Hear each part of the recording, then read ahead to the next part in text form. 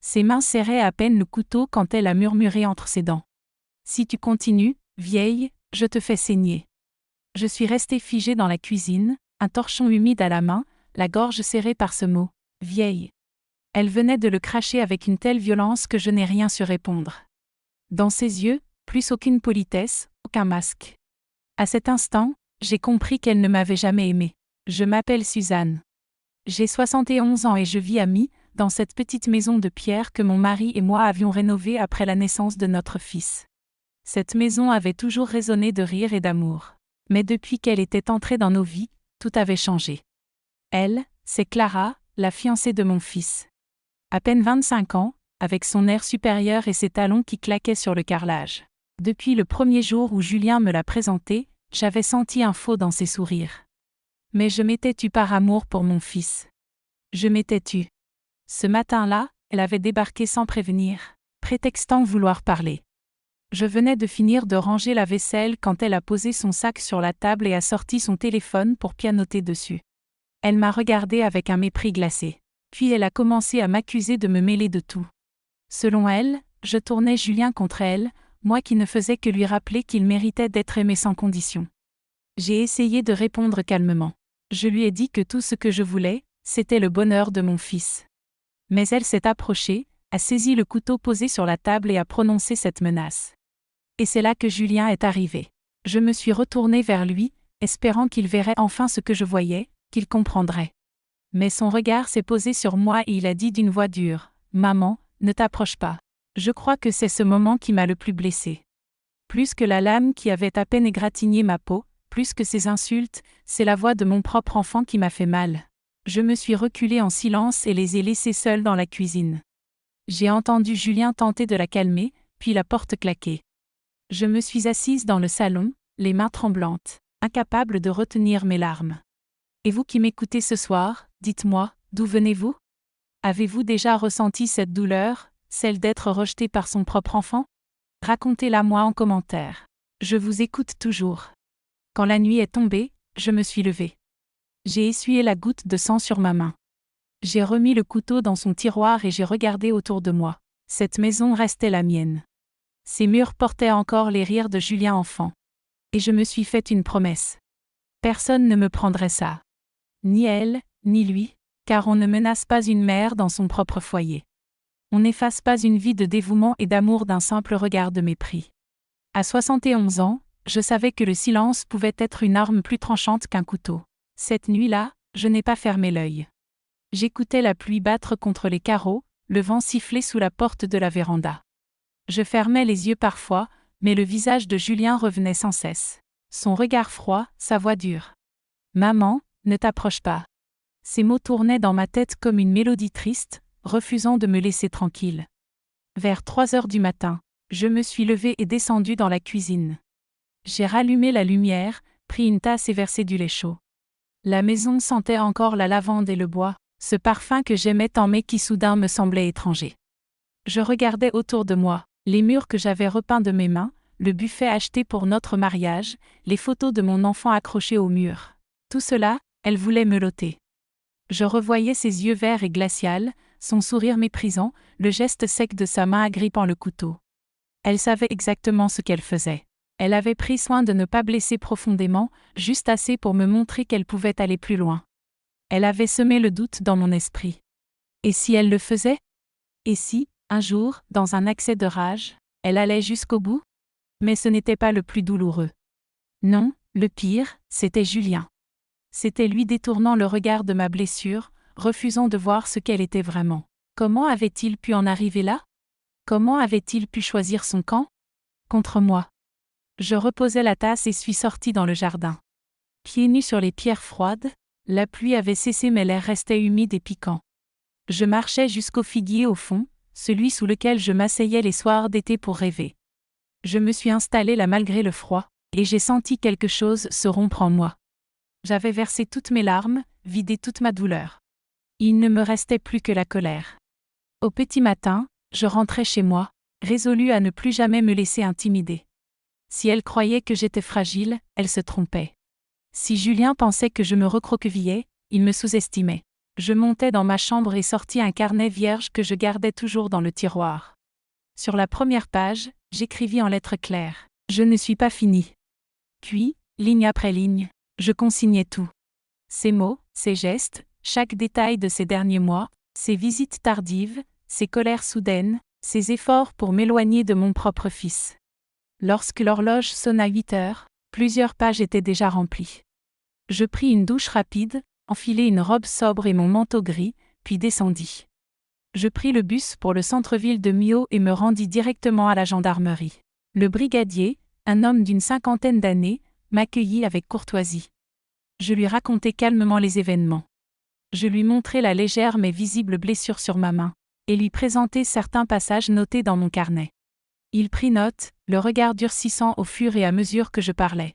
« Vous avez bien fait de venir, madame, dit-il enfin. Nous allons convoquer votre belle-fille pour l'entendre.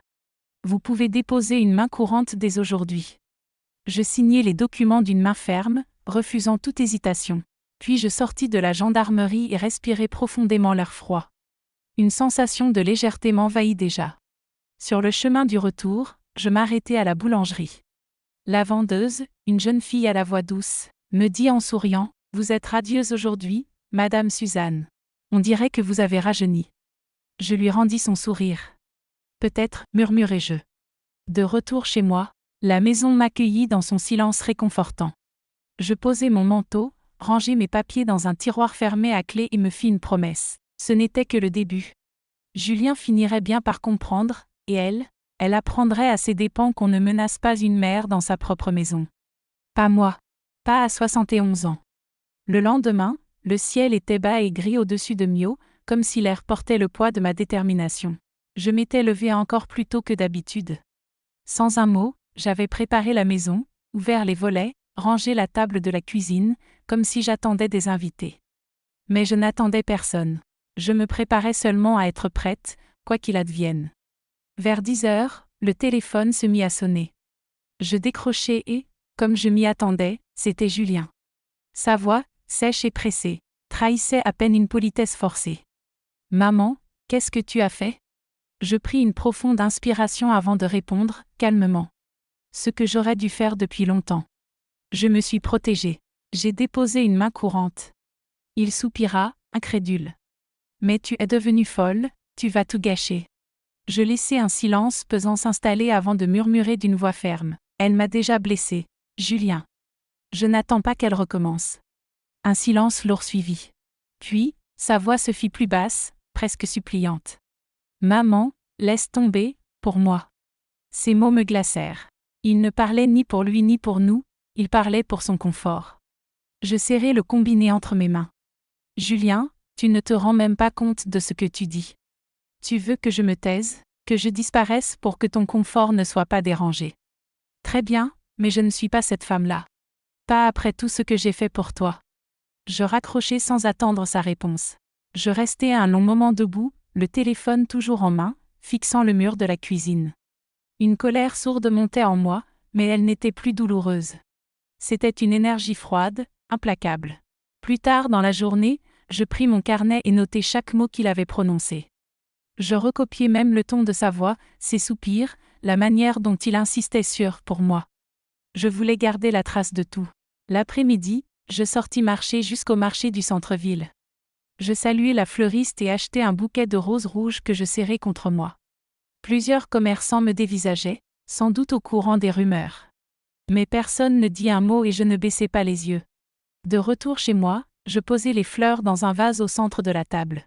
Le rouge vif des pétales tranchait sur la nappe blanche. C'était exactement ce que je ressentais, une beauté dure, coupante, impossible à ignorer. Le soir venu, je préparai un repas simple, m'installai sous la véranda et laissai mes yeux suivre les lumières de Saint-Lillet au loin. Dans le silence, je murmurais pour moi-même « Je n'ai pas fini ». Puis je repris mon carnet et écrivis encore et encore, remplissant 2 pages. Je savais que le plus dur n'était pas derrière moi. Julien reviendrait, et elle aussi. Mais cette fois, j'étais prête. Le lendemain, la pluie avait laissé place à un ciel clair au-dessus de Millau. La lumière du matin passait à travers les vitres de la cuisine, douce mais glaciale. Je me levai comme à mon habitude, pour la première fois depuis des semaines. ressenti un calme presque étrange en préparant mon café. La maison, ce matin-là, me semblait mienne à nouveau. Je savais pourtant que ce calme serait de courte durée. Julien ne resterait pas silencieux après ce que je lui avais dit la veille. Je sentais déjà bouillonner quelque chose, l'orgueil blessé et les illusions prêtes à le pousser à revenir frapper à ma porte. Et effectivement, vers 11 heures, la sonnette retentit. Je laissai sonner 3 fois avant d'aller ouvrir. Devant moi, il était là, plus pâle que la dernière fois, le regard fuyant et les traits tirés. Mais cette fois, il n'était pas seul. Derrière lui, elle, impeccable comme toujours, lèvres d'un rouge éclatant, sourire faux et figé sur son visage. « On peut entrer ?» demanda Julien d'une voix tendue. Je ne répondis pas et me contentai de m'écarter pour les laisser passer. Ils s'assirent côte à côte à la table, tandis que je restais debout, les bras croisés. « Maman » commença Julien, hésitant. « On veut trouver une solution, ça ne peut pas rester comme ça. » Je levai un sourcil. « Une solution ? La seule solution, Julien, c'est qu'on cesse de me menacer dans ma propre maison. » Hélène prit la parole à son tour, sa voix douce et faussement polie. « Je crois qu'on a tous réagi un peu vivement l'autre jour. Mais vous ne voulez quand même pas faire un scandale, n'est-ce pas ?» Je la fixai longuement. « Ce n'est pas moi qui ai commencé le scandale, » répondis-je calmement. « C'est vous qui êtes venu ici avec des menaces et un couteau. » Elle esquissa un petit sourire forcé. « Oh, ça ? C'était une maladresse. On peut tourner la page, vous ne croyez pas ?» Je m'avançai et posai le carnet que j'avais rempli sur la table. Je l'ouvris et lui montrai une page dense, noire d'écriture. Tout est là. Vos mots, vos gestes, vos menaces. Rien ne sera effacé tant que vous continuerez à vous croire tout permis. Julien serra la mâchoire, incapable de soutenir mon regard.